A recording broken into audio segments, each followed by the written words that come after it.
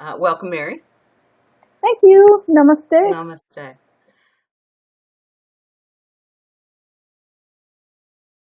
Yes, I've been hanging out here in this lovely French neighborhood, enjoying French cheese and baguette and gaining my winter weight here. It's been awesome.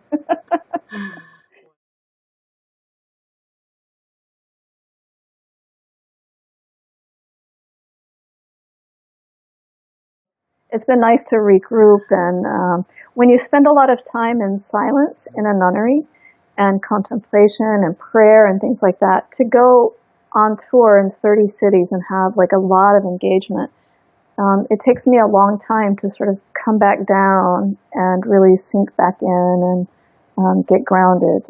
So this is part of my training, is finding that balance between the two.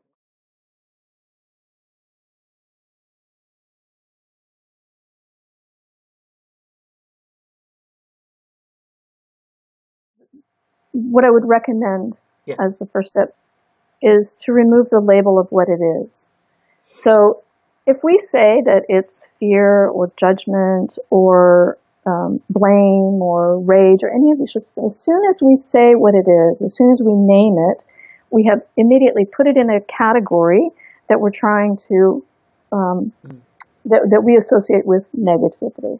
So any label automatically comes with a lot of tethering to different experiences and filters and concepts and whatever. And so then we have to like work with all of that as well. And so if we remove the label, we work with the immediacy of just that piece.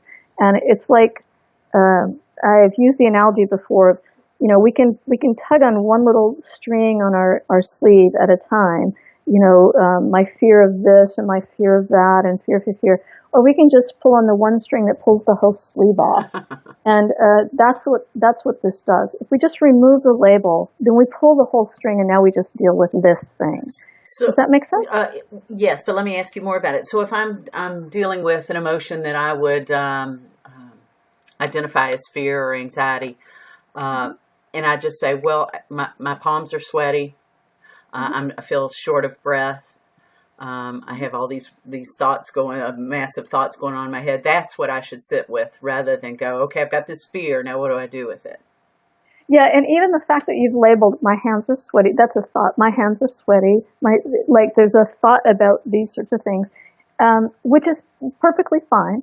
But there's also just the experience of everything that's happening, because you're not just having sweaty palms. You're not just, your breathing is intensified. You're not just having those. You're having sort of all of it. But there's a whole lot of other things also going on. There's still the ticking of the clock and the sun is shining and these other things. So there's a fuller body awareness of this and this and this and this, and we can just breathe right through it without an attachment, or, as I heard Mooji say in his interview the other day, letting it take root. Right? So we just give it no roots. I've heard the analogy before of, we're the sky and these are the clouds that are passing or whatever. It's the same thing of just being the observer of the clouds that are going by without naming that cloud or that cloud. They're just clouds going by.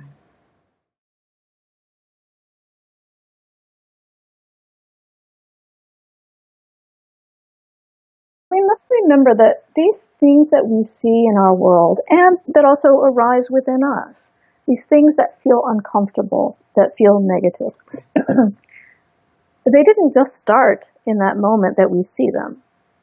That's the outcome of something, right? That's the outcome of some kind of ideology or mind stream that happened an hour ago or 2 hours ago or 2 centuries ago or 2 eons ago, right? So all we're seeing here is this moment, but we don't see what's behind it.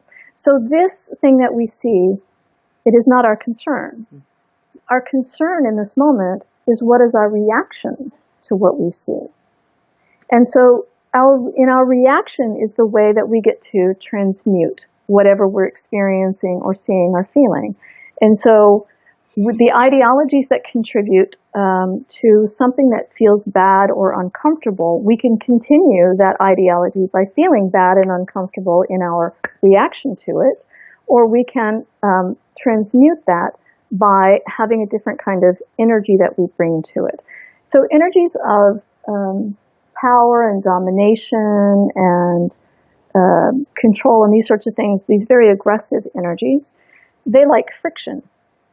And so right now in our world, in our political upheaval throughout the election cycle and right now, there was a lot of angry sort of bravado energy that was up. And that sort of thing loves friction. And so much of what was coming back, because the ideology of this energy was a conflict and fear-based energy. And so it was really exploiting that in kind of a power and domination way. And it was met with that exact same kind of conflict and fear, in particular fear, way. And so it just furthers that energy. It's not a transmuting of that energy. And so a reaction is the place where we can begin to shift systemically anything. And that includes the things that are within us. It is our reaction to what arises in our awareness. And on my tour, I often gave the example of, it's sort of a big example, but it does talk about the power of one person in shifting an ideology. Malala Yousafzai, who is the young girl who was shot in the head by the Taliban in Pakistan for promoting education for girls. When she was shot, her reaction wasn't in the same energy as the Taliban's. Hers wasn't blame and violence and that sort of thing. She didn't go to the United Nations and demand that they fight the Taliban. She went to the United Nations and demanded that they promote education for girls and that they make it a priority. She was asked if she knew the person who shot her, and she said, I wasn't shot by a person, I was shot by an ideology. And she knew that in order to shift that ideology, her ideology and response had to be different. And so her ideology, her response was one based in equality. It was one based in divine love, education for girls, which was an equalizing kind of thing, a freedom-oriented, unconditional kind of divine love thing. And as a result, she's a 16-year-old girl who won the Nobel Prize, who has the ear of the United Nations and made a profound impact on the world because of the way she reacted.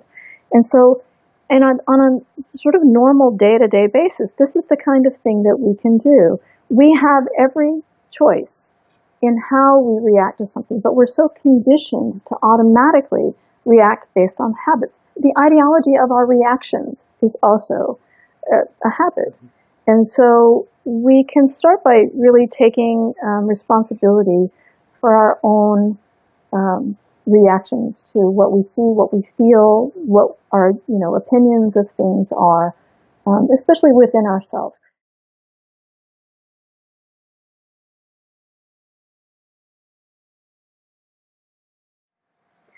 We really like to look out in the world and see these problems and just think, there's no hope. Like, it's too much. What can we do? I'm just one person.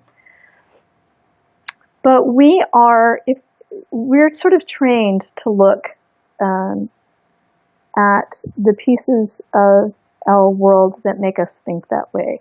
Media outlets make money on that, doing it. If they just showed us pretty things, we would just not tune in so much. Sensationalizing makes money. So first of all, we need to remember that we're being trained by that.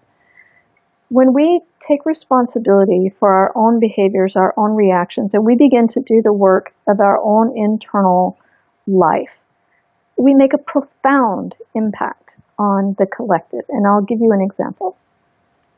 Let's say that you and I've told this 100 times, so my apologies to those who are watching who have heard this. Let's say that you and I have had a conflict, and I've done something terrible to you, or you've done something terrible to me. It doesn't matter where the origin point is. We have energy of conflict between us. And we're both experiencing anger and victimhood and blame and overall pissiness about this. And so what that looks like on an energy level, because one of my experiences, I should reiterate that all of my experiences, almost all of them, are uncontrolled. So I have no control over this stuff. One of the things that happens is that I go into an automatic union with the energy field that we exist in. So I can see energy patterns, frequencies, colors, what our interpretation of these things are. And so I can see sometimes energy, and I know exactly what the energy of conflict looks like. It looks like a knotted thread. So when you and I have this conflict, we have what looks like a knotted thread that's been wound around us. And as we experience and attach ourselves to, we really indulge our energies of victimhood and blame and anger. We're just tying that energy. We're just making these little patterns again and again and again. And as we move around, we're just tightening it more and more. We're knotting it up. And as you're in your world and you're telling other people about how awful I've been, and you're taking your subsidiary threads of victimhood and blame or whatever, and you're just tying it around everybody that you're talking to. Right. And I'm on my end happily doing the exact same thing because it feels really good to be righteous. And so we're just tying this up. And now we all are entangled in this energy of conflict. And on a planetary scale, this is what we've looked like for eons. We have all been really, really tangled up in these energies of conflict. And as you might imagine, that doesn't vibrate very high. It's a very stilted, what's the word? I'm looking for something. Anyway, it's knotted up and it just stays. And so we just sort of vibrate like this in constant conflict. In this example, if I, in my own work, really take the time to think about and go in and own my own behavior in this, and I look at my beliefs, I look at all of sort of the things within me that have led up to my reactions in this circumstance, and I get to the point where I finally can just forgive. And that's not forgiveness of you. It is only forgiveness of me. Because if it was forgiveness of you, that would be an automatic judgment that you did something wrong. Right. The forgiveness will always and only be for me. So when I get to that place where it's forgiveness for me, what happens to my end of the thread is that it just opens up and begins to flow. Because now I have transmuted that energy around me to one that is opening and flowing. And when it opens up around me, now your end of the thread has nothing anymore to push and pull against. So the thread then begins to open up and flow around you. And as it does that, it begins to open up and flow around the people that you've been tied to there. And it's doing the same thing on my end. So now all of us can open up and flow, all because I did my work on my own internal thing. And from a planetary perspective, this is also now what's happening. Is that there are so many of us that have been doing this good, deep work to transmute these energies and open up and allow that fear and judgment and all that stuff to be incorporated as one in the whole of love, has now opened up the planetary energies. And all of this stuff is massively flowing. And we know this because you can look all around the world in all corners, all sectors of society, and hear discussions about unconditional love. That's not something that we used to like to talk about 200 years ago from the pulpit. We see the movements of equality just in the last 100 plus years, based on race and based on gender, based on sexual orientation, based on so many things, all around the planet. It has been this massive rocket movement relative to what we were for millennia. And this idea of freedom, you also hear, especially now in today's internet world, this freedom of expression for everybody to just be who they are. It's being ushered in so beautifully by the transgendered community as well. Not just in America, not just in the Western countries, but all around the planet. The teachings of oneness are now a very common thread through almost all faith traditions. Nobody used to talk about oneness 200 years ago. And entire industries have been built on this idea of acceptance of what is in this present moment, the power of now. So these are things, a part of our common vernacular, part of our common movements, part of our common cultural shifts that have been happening all around the planet. And the reason that's happening is because we've been doing our individual work. It makes a huge ripple effect impact. And so this is how I know that we're the work in our spiritual awakening is working. Right. We're rising up to our greater wholeness more and more and more all the time.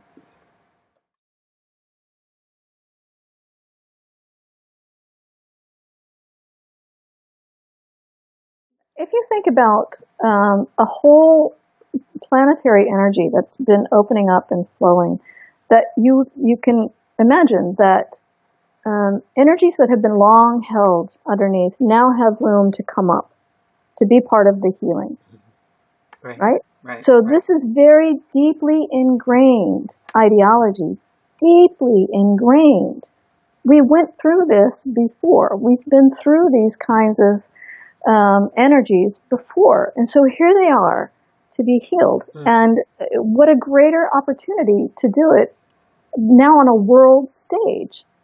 And so this isn't about, we need a little healing over in this corner and this corner. This is a mass scale sort of thing.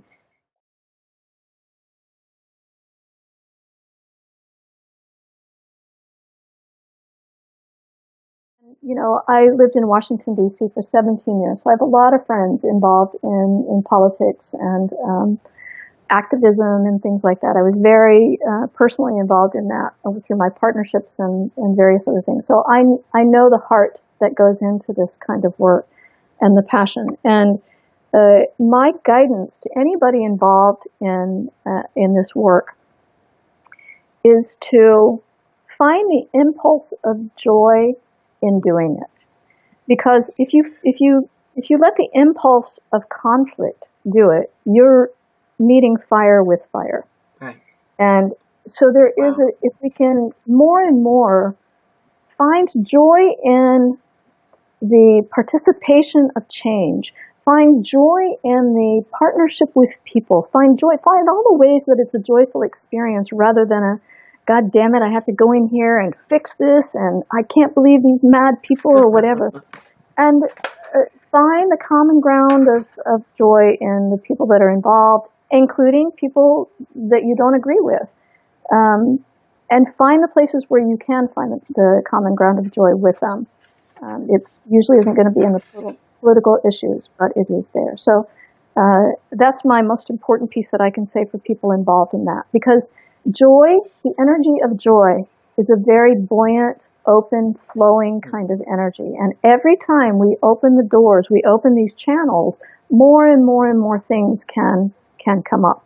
And we don't have to know what it looks like. We don't have to know what the fix is. Our job is to allow the resolutions that are in the best interest of humanity to be known to us. We don't know what those are, but we will be creating opportunities. We're creating them all the time for those things to be known to us.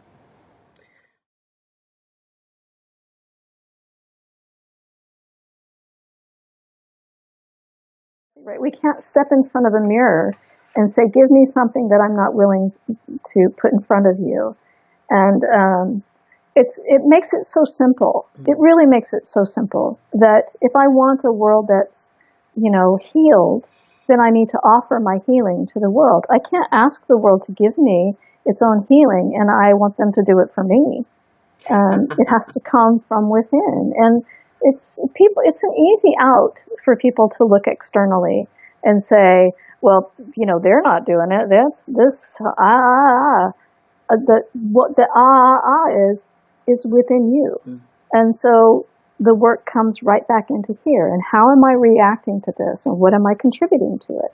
This idea of contributing is a very powerful thing for us to consider. What is it that I'm contributing to the collective in my choices every day? The way I wake up in the morning, the things that I purchase, what I watch, how I engage with people.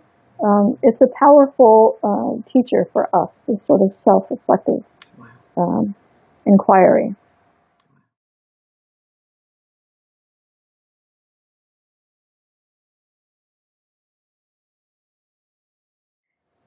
There's a special gift to living in India. You really get to see a lot of different things. And living in a nunnery, in particular, lots of people come in from different backgrounds. And so in India, it was very common.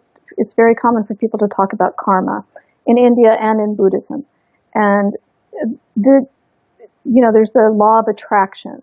There's the teaching of it's all an illusion. There's these are what I consider like the one-line teachings.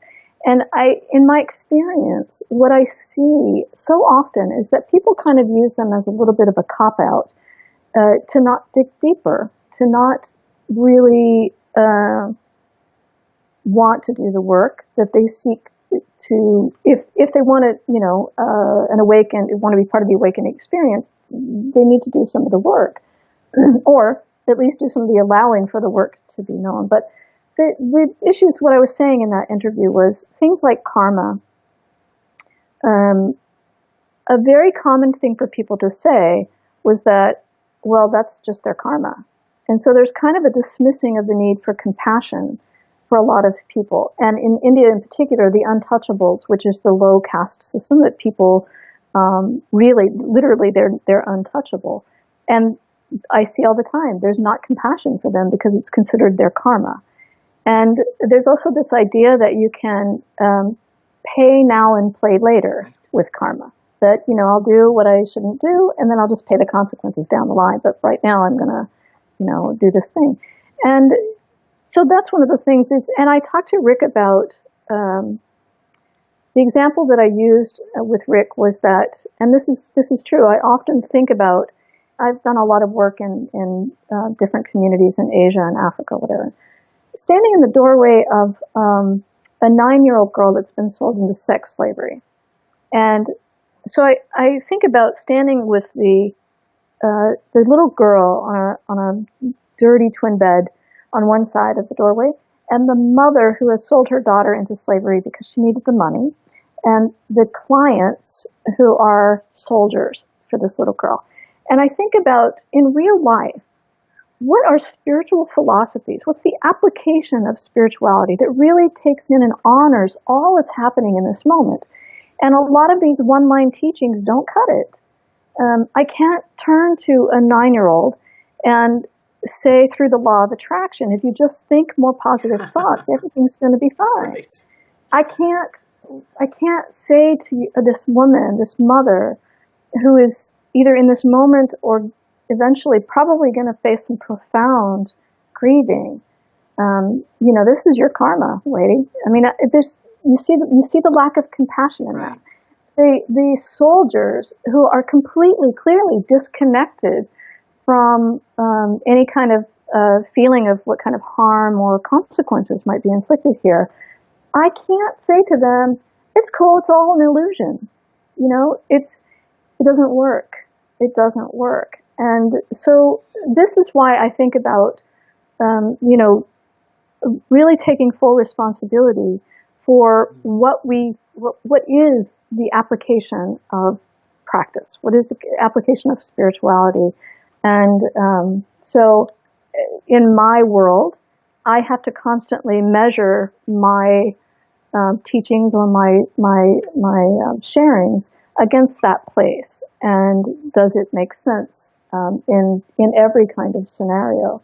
And to connect it all back to personal responsibility to be a presence of love, and to realize that it's all, part of the human experience of trying to understand the all of who we are, that it's all here. There's not a denying that there aren't soldiers, there aren't 9-year-old girls, there aren't mothers who need money. It's all part of it. And I want to be clear, I don't want to diminish the value of things like karma and the discussion of illusion, the positive effects of the law of attraction or things like that. I don't want to say that they don't have value, because I do believe that they do have value, absolutely. I just think that they're not the only thing that we need to sort of use as excuses to not dig deeper in our own spiritual presence and our own application of that which we practice.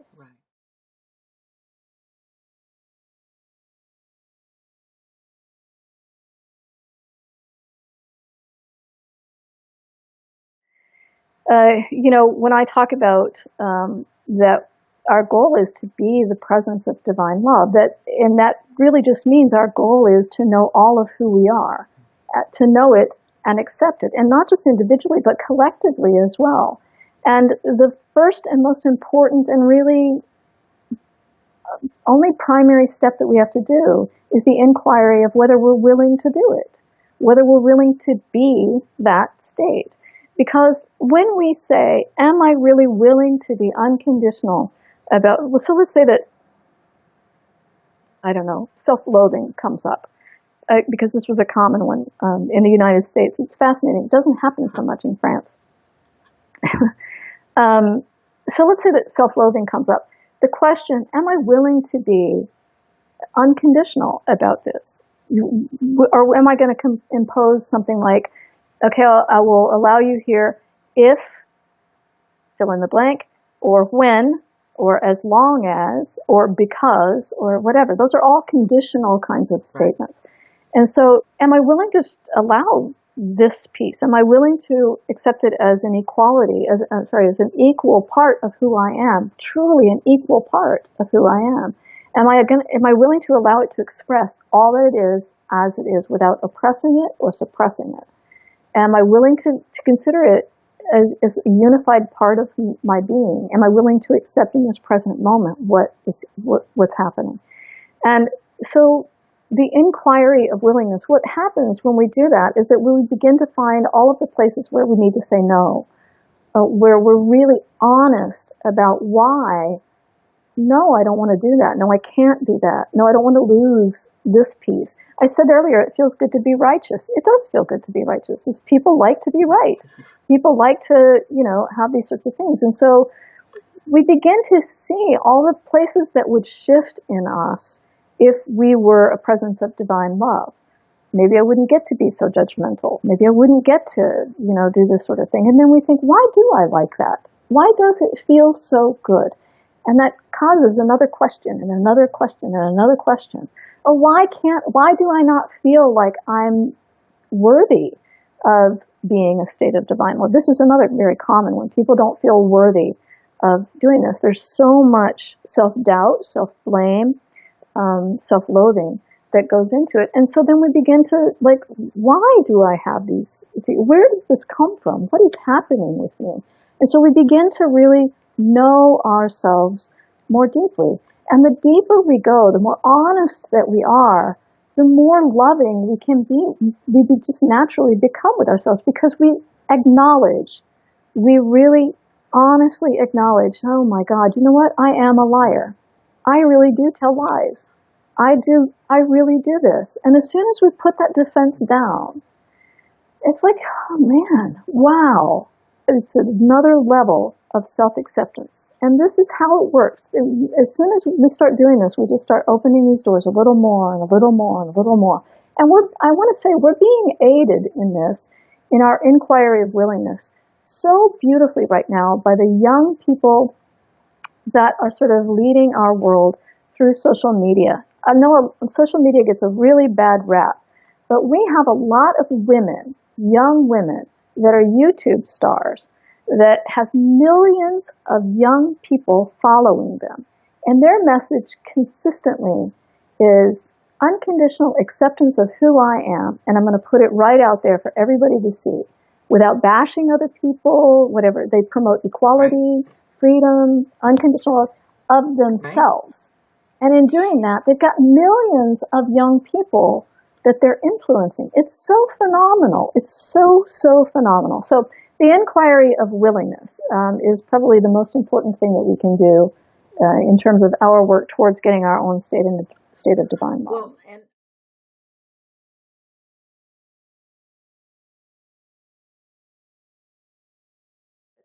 I can tell you this from rich experience.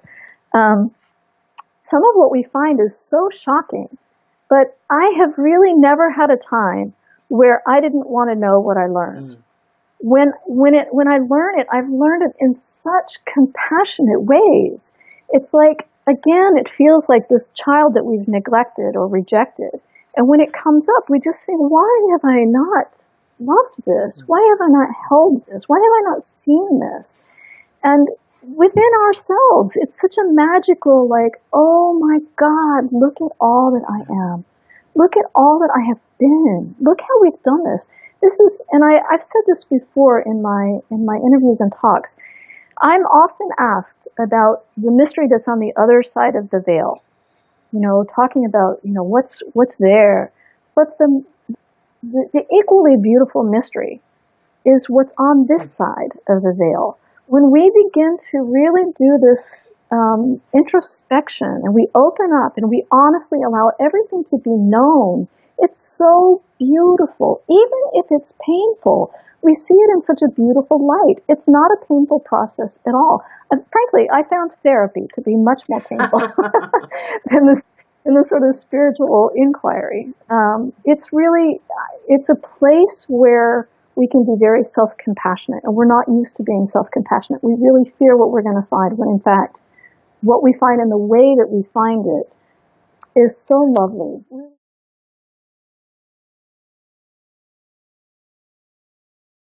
I'm a huge fan of prayer. Prayer is that time where we can have a dialogue. It's really kind of a dialogue with ourselves, but it is really making ourself sort of talk about and acknowledge the things that are really deep within us. And it is an intentional union with God or with our guides or whatever it is. But what happens when we do prayer is that we're really kind of speaking into the collective place of union. And so nothing that we say with our intention in prayer, nothing that we say just benefits us. It benefits all being, because we're speaking into the field of unity.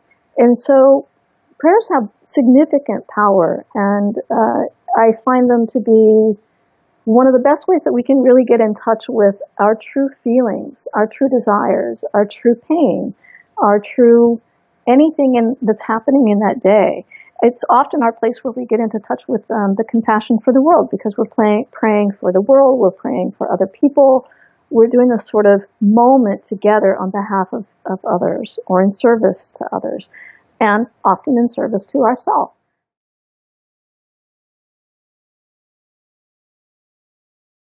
The three parts of my practice consistently are prayer, meditation, and contemplation. And every single day, all three of those are incorporated. I start my day off with them. I end my day with them. And let me just mention one thing. You had earlier your question about allowance. There's also a talk called Allowing versus Control. If people are interested in my take on the subject of allowing, there's a talk on the internet on my channel called Allowing versus Control. But every single morning when I wake up, as soon as I'm aware that I'm awake and I start thinking, I stop. And I simply allow. I really just take a breath and I allow what I call my divine family, my union with divine family, to take over my day. From that very moment, I allow, from that very moment, the moment I wake up, that the divine is my sort of companion for the day. When I say my divine family now, I mean all of divinity, because I seem to, that to me just feels like home, and it feels like sort of a united state that I can sort of constantly be in, and a feeling of connection to all beings.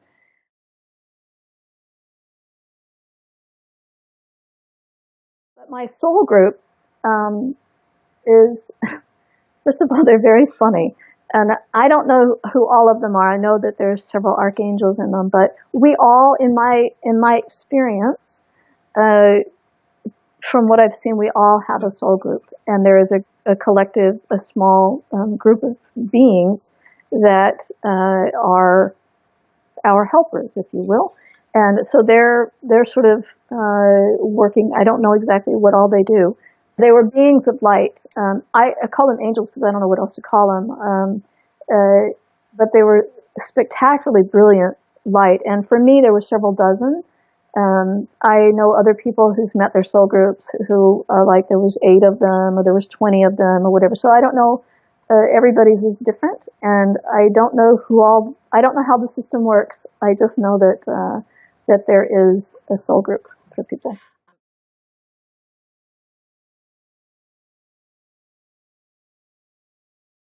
So I know that I'm unusual in that I talk about this in my book. The second experience that I had under hypnosis, the very first thing that happens is that I find myself suspended way, way up in the universe, looking down and seeing planet Earth and saying that I am the message and I am to be revealed in this world as the message. So I know that this happened before I came here, and I know my reason for coming.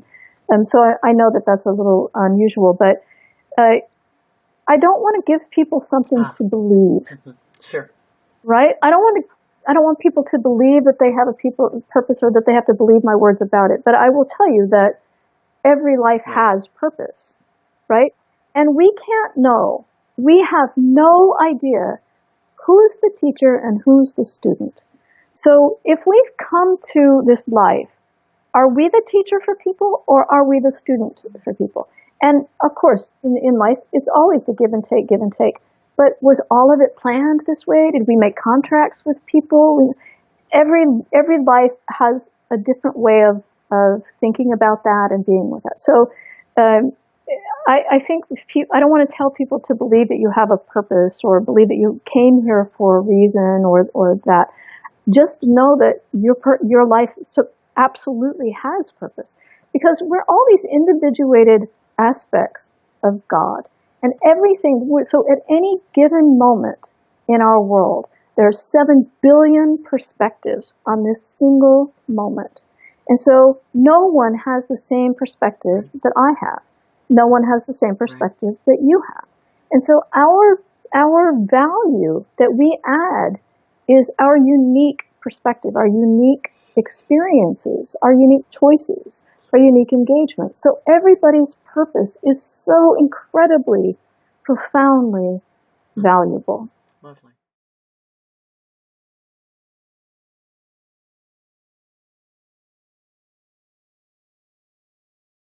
So the experience of going into the body of Jesus at his moment of crucifixion and seeing the world, that was me understanding the world before Christianity, with the birth of Christianity, and then the evolution of Christianity from the vantage point of Christ. And so this is the kind of thing that consistently happens, that I will experience the origin moment from the vantage point of the origin maker. And so, for example, going into the mind of Buddha at his first moment of enlightenment, and seeing exactly what he's seeing and understanding things in the way that he's understanding them, before any words are ascribed to it, before any teachings come out of it. So it's the moment of the origins, the foundation of Buddhism, from the vantage point of Buddha. And going into the God source, into the field of the ultimate field of nothingness, and being one of the initial specks of energy infused with the God force, waking up. So the first moment of conscious awareness, and knowing the very first thought that drives evolution, was, I am goodness, and I want to be all that I am. And that is our that's the core driving force of awakening. I am goodness, I want to be all that I am. And I don't mean that goodness in a label. You could say, I am Godness. I am Godness, and I want to be all that I am. And that's our driving force of life.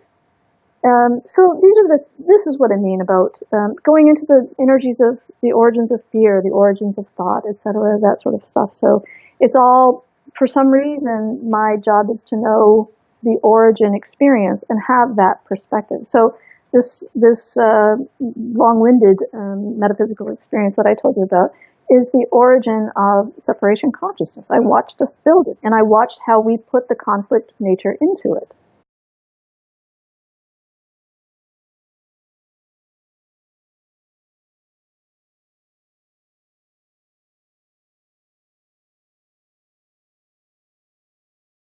In this last year, in my state of allowing, when I really got to the core of the work of the universe, and I mentioned about, all these things just started happening. That, money came forward, and opportunities to speak came forward, and the place where I'm staying came forward.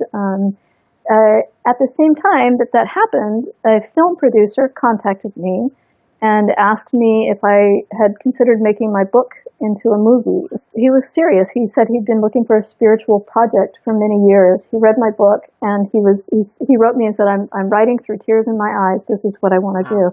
And so I said yes. And so we've been working on developing the screenplay. It's now registered. And so hopefully in this coming year, we're in the development and packaging stages. So I'm learning all about the movie industry and what happens with that. It's been such a fantastic a creative avenue for me to learn about. I'm not normally in this life now. I'm not in a place of learning sort of the creative things going on. So this has been a lot of fun. So that's something to look forward to, just on a personal level. But I also say that because, all of the sort of magical things that happen in my life really happen in a state of allowance. I know that a lot of people are go-getters and they feel like they need to figure it out and fix life. But I have found so truly that allowing the greatest life that you can live in service to humanity, if that is your calling, or service to yourself, to just lead you rather than you trying to lead it. It really is such a spectacularly magical journey. And there's a lot of fun that comes with it.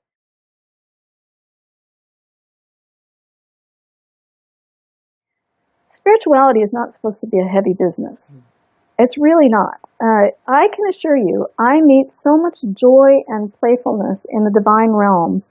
It's astounding, and I don't really hear a lot of teachers talking about the joy of their experiences. And I really encourage everybody to tap into that with your spirituality. It makes it, first of all, just a lot more fun, but it also opens a lot more doors. Right. And it invites that sort of